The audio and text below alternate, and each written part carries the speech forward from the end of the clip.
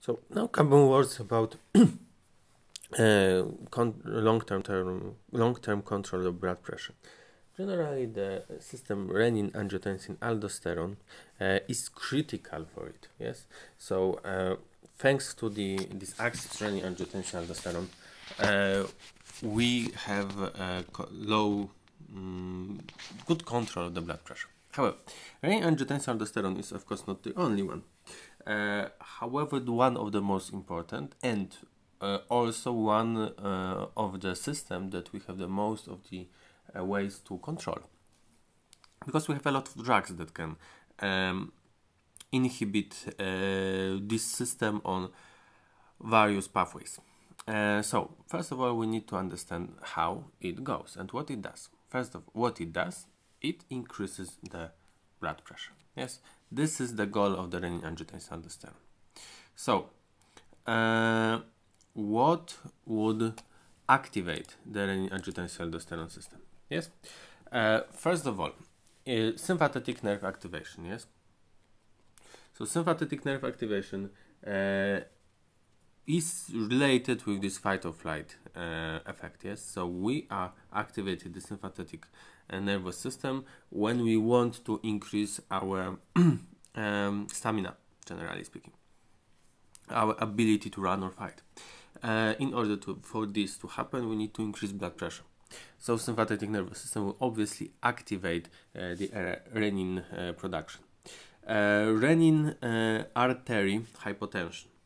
So when the blood pressure of the blood pressure that is getting to the kidney would drop, it means for the kidney that there is not enough blood in the organism. Yes, that the blood pressure is not good enough, it's not big enough.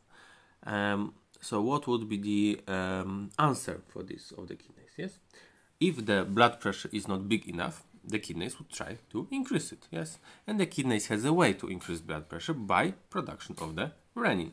Yes, so kidneys produce renin by sympathetic, because of the activation of the sympathetic nervous system or because of the lowering of the pressure. And last but by far not the least, maybe even most important, is that if we have the decreased sodium delivery to the distal tube. So if the kidneys would see that there is decreased amount of sodium in the distal tube, if we have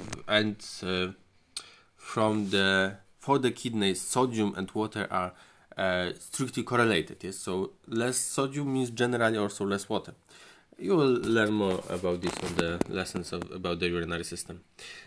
So when the kidney would detect that there is less sodium in the distal tubule, it would also lead to increased production of the renin. Okay, so now we have a renin on these three mechanisms. So sympathetic nervous system, reduce blood pressure of the arteries that gets to the kidneys, and reduce sodium delivery to the distal tubule.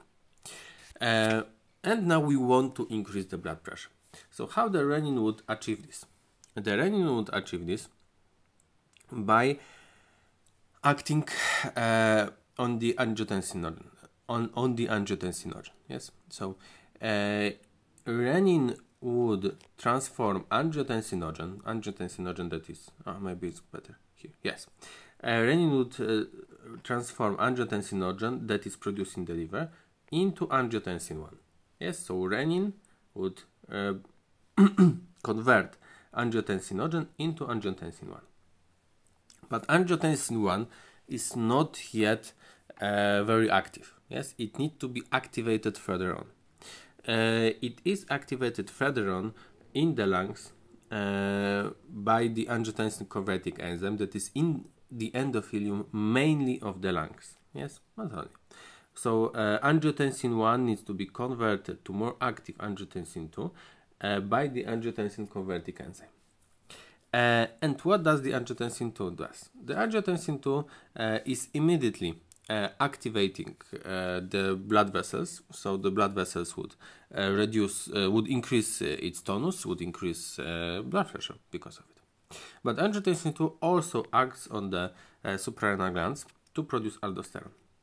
and aldosterone decreases water and the sodium excretion. Yes, so when we produce less of the urine, we have more of the water in the body. Yes, so it leads to the situation that the blood pressure increases. Yes, because imagine that we have a barrel. Yes, the more of the water we would have in the barrel, the bigger the pressure. Yes, simple like that. So if we would reduce urination because of the aldosterone, because aldosterone would reduce the amount of water that gets to the urine, you would have generally more water in the organism, and it would increase blood pressure. Yes. We also have a mechanism related to the activation, immediate activation of the brain. There would be two things. Yes. First of all, when the brain would detect that there is not enough water in the organism, it would mainly detect increased osmolarity. Why there would be increased osmolarity? Why there would be increased osmolarity in this case? There would be increased osmolarity because we have less water. Simple like that. In case if we are dehydrated, yes.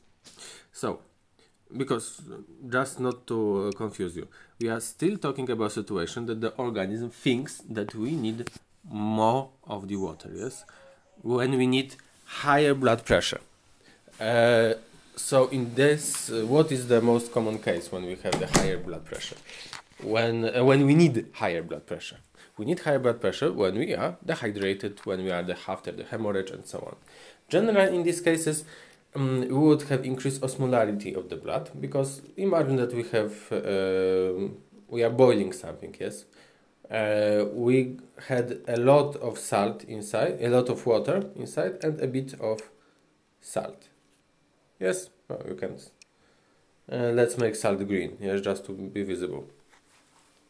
When we would reduce the amount of water, the concentration of the salt would increase, yes? Because although the amount of the salt would be the same, there would be less water, so the concentration increases, so the osmolarity increases. The same is with the brain. So brain is able to detect increased osmolarity, and in case of the increased osmolarity, it activates the sympathetic nervous system, and through the sympathetic nervous system activates the production of the renin, but also immediately produces the ADH, so antidiuretic hormone. Antidiuretic hormone is also called the vasopressin. The vasopressin has two effects. It constricts the blood vessels,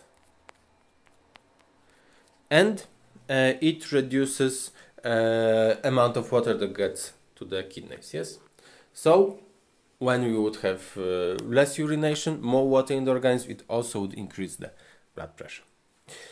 Okay, but in some cases we do not have need of production of increasing blood pressure. Yes, in these cases, all of those axes would be just stopped. Yes, so organism would not activate kidneys to produce renin.